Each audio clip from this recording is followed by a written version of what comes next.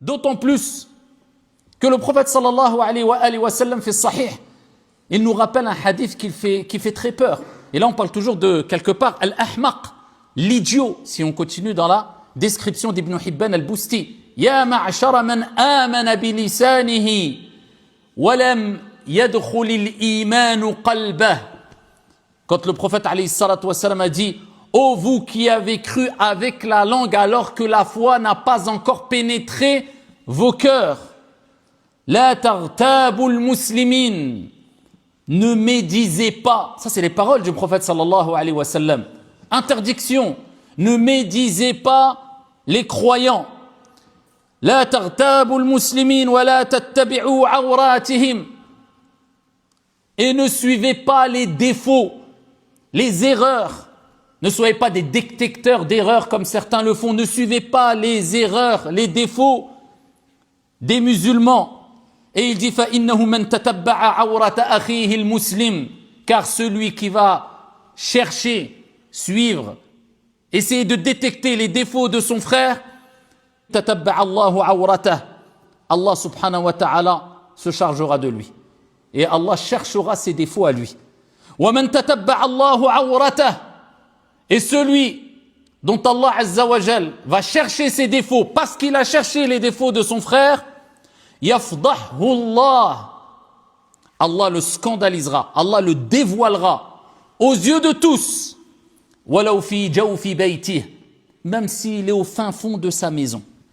Et ô combien sont nombreux ces gens-là qui n'ont de cesse de chercher les défauts et attendent que leurs frères glissent pour essayer de les dévoiler, les scandaliser. Eh bien ceux-là, Allah se chargera d'eux, comme le prophète alayhi salatu wa sallam a dit, Allah les dévoilera, les scandalisera, même si t'es caché au fin fond de ta maison. Et ô combien on a vu et on a entendu de gens qui se chargeaient de mettre en garde et de chercher les défauts de leurs frères, se voir scandalisés devant tout le monde, même sur le net, sur des affaires personnelles, des affaires intimes, des affaires... Et c'était les premiers à chercher les défauts des gens.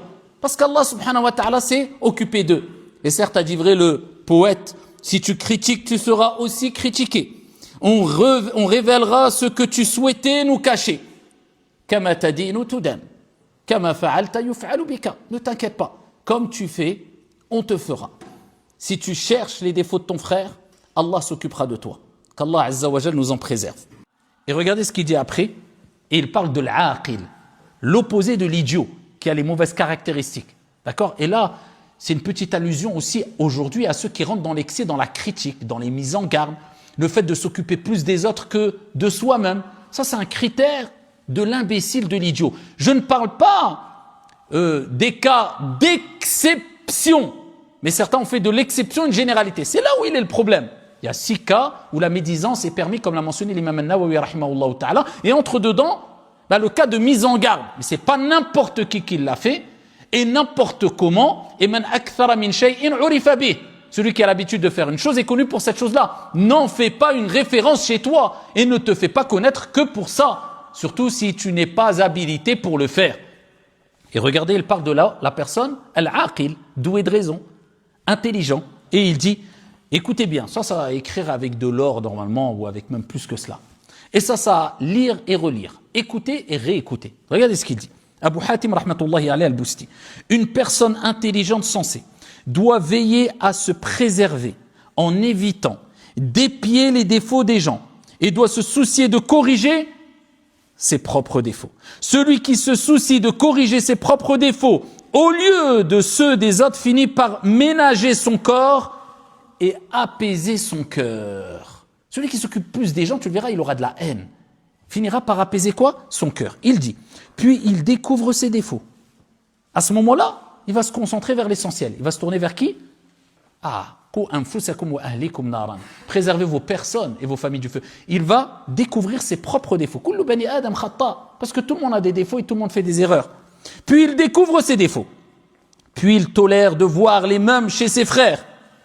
Quand tu vois que tu as des défauts, tu vas pas critiquer ton frère parce que tu vas tolérer ces défauts-là chez ton frère parce que tu vas dire, déjà, moi je suis pareil. Mais il y a des gens, ils sont aveuglés par leurs propres défauts et ils ne voient que les défauts des autres parce qu'ils ne voient pas leurs propres défauts. Pourquoi? On va le voir pourquoi. Celui qui se soucie des défauts des autres, aux dépens de ses propres défauts, sera frappé de cécité spirituelle. Allahumma hafadna. La cécité spirituelle, tu deviens aveugle spirituellement. Qu'est-ce qu'on a dit? فَإِنَّهَا لَا تَعْمَى الْأَبْصَارَ وَلَكِنْ تَعْمَى الْقُلُوبَ الَّتِي فِي الصُّدُورِ. Ce n'est pas les regards qui s'aveuglent, mais ce sont les cœurs dans les poitrines. De fatigue physique, et aura du mal à corriger ses propres défauts. Tu pourras plus corriger tes propres défauts. Il dit, parmi les hommes les plus incapables qui soient, figure celui qui passe son temps à critiquer les défauts des autres. Pire encore est celui qui les critique alors qu'il possède lui-même les mêmes défauts.